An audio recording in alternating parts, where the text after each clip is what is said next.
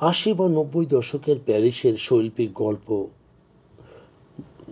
Model, ভাস্কর্য, বহেমিয়ানতা, film, বিবর্তিত দ্বীপান্তর এ ছিল প্রাচ্য দেশীয় মানুষের প্রগতিময় ভাবনার এক অনুষঙ্গ।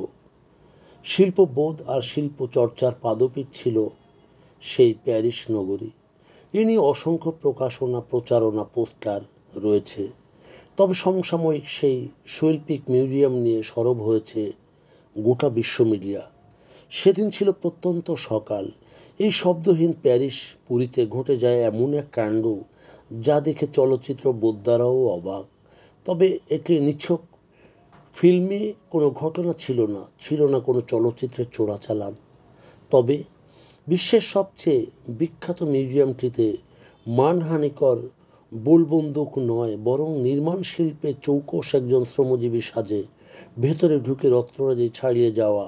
হ্যাঁ, হ্যাঁ, ঠিকই বলেছেন, সেই লুভেরে মিউজিয়াম এ ঘটে গেল এমন এক জট যা ইতিহাসের পাতা আঁকড়ে ধরেছে সেদিন। কি ঘটেছিল?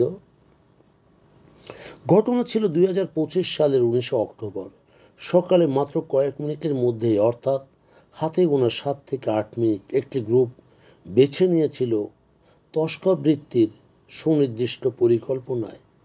ছদ্মবেশ, তারা হাই ভিজিবিলিটি নির্মাণ ভেস্টে আবৃত ছিল। তাও সেখানে ছিল 3 থেকে 4 জন। কাজ চলছে এমন একটা ভান করে তারা ঢুকে পড়েছিল। কাঠামোর লিফট বা গাড়ির জ্যাক ব্যবহার করেছিল। প্রবেশপথ ঠিক শান্ত সুবোধ নদীর দিকে গ্যালারি দিক ছিল।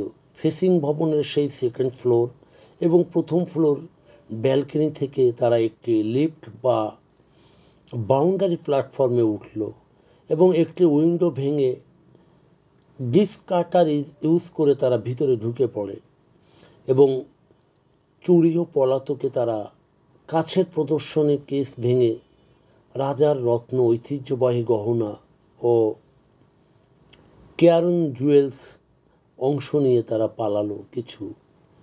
এবং পালানোর সময় স্কুটার চেপে নিদান পথে 2 চাকার রেসে আরও কয়েকজন সদস্য অপেক্ষা করছিল। হ্যাঁ, উঠছে চোখ বুলিতে ফেলা তথ্য। মল চুরি প্রাথমিকভাবে অনুমেয় প্রায় 102 মিলিয়ন মার্কিন ডলার সমান সম্পদ ছিল। নিরাপত্তায় ছিল ঘাটতি। মিউজিয়ামের বাইরে ব্যালকনি জোনে ক্যামেরা নাও ছিল না কোনো সিল।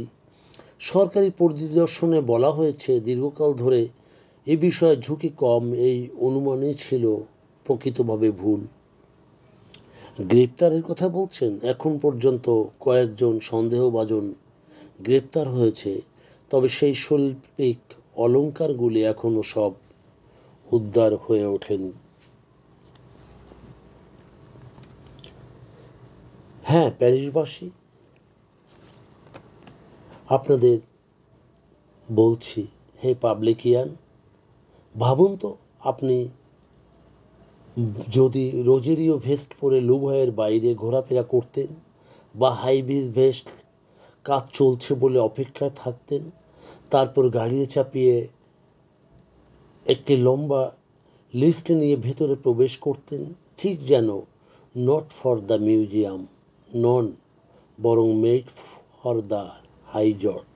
আর ভাবুন, এত দামি শৈল্পিক গহনা নিয়ে পালালেও সামান্য স্কুটারে মনে হলো মেগা হাইওয়ে স্কুটার রেসে আপনি অংশ নিয়েছেন। একদম এক্সট্রিম ভ্যারাইটি।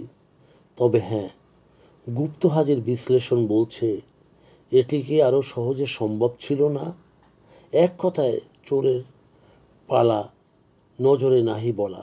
তারপরও প্যারিসের পুলিশ বলছে এটি একটি ইরাদামূলক চুরি।